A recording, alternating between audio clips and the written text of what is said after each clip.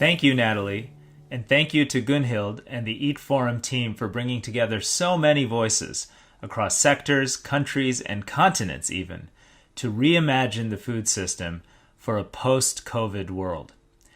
I also want to thank Massimo, Idris, and Sabrina for their inspiring words and commitment, and for partnering with us on so many efforts to make the food system accessible with dignity to those who otherwise suffer. This is a time of unprecedented crisis for the global food system, as COVID-19 has exposed and exacerbated its many vulnerabilities and injustices. The ongoing pandemic has seen precious food wasted while people are going hungry. It's seen meat processing plants closed as many of the workers there have gotten sick. It's seen the disruption in seasonal employment for millions of farm workers here in the United States and around the world. And it's led to the types of food export bans that we know have traditionally been strongly associated with increasing, not decreasing, levels of hunger, malnutrition, and human suffering. So one consequence of this health pandemic, COVID-19, is in fact a food pandemic, a hunger pandemic. Worldwide, 300 million children, including 30 million kids here in the United States, are at risk of losing their school meals, which they often rely on as their main source of calories and nutrition. As the World Food Program has highlighted, the number of people experiencing acute hunger around the world could reach 265 million more by the end of 2020, more than double what it was last year.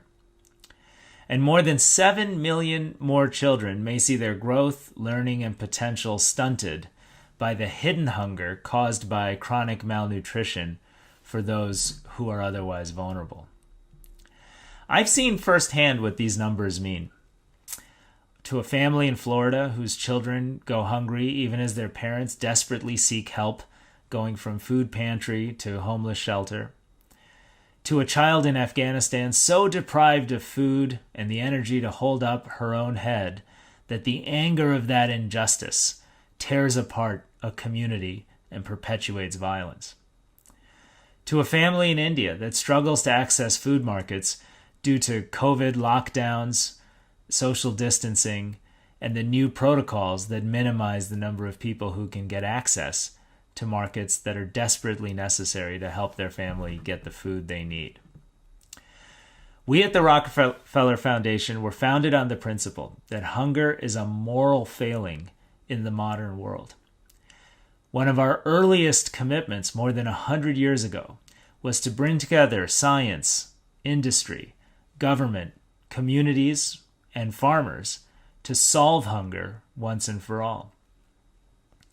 In the United States, today we're helping partners feed vulnerable children and families across more than 1,500 school districts and communities, providing more than 1.7 million meals a day to those kids who desperately need it.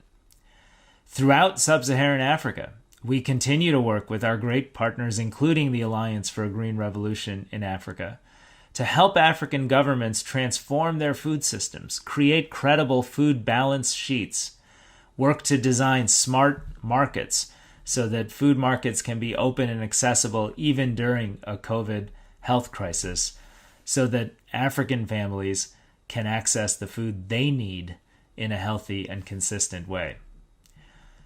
COVID has shown us how fragile and inequitable the modern food system has become. But we also see that even for those who get enough calories, and were getting enough calories before this crisis, our global food system is the number one cause of preventable sickness, morbidity, and mortality from diseases like cardiovascular disease, hypertension, and diabetes. And that's why we're here today, because we believe today's crisis, brought about by a health pandemic that's caused a hunger pandemic, can actually be an opportunity to drive through desperately needed changes that can make our food system more equitable, more nourishing, and more sustainable for a climate and a planet that is in fact in crisis.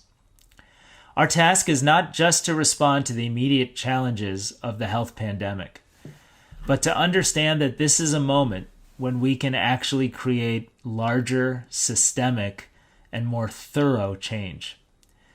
The Rockefeller Foundation led a green revolution more than 50 years ago when it seemed like our food system would leave hundreds of millions of people behind and mass starvation would be a commonplace event. It wasn't. We were able to tackle that challenge working together. Well, today we call for a renewed revolution, and we all have to do the work to make sure we change the way we produce food and absolutely transform the way we consume food in every community across the planet to meet the crisis of the moment and to prevent the crushing burden of chronic disease that our current food system will cause if we don't make these changes. Let's do this work together. Let's do this work now. Thank you for your efforts to create a more equitable and a more just global food system.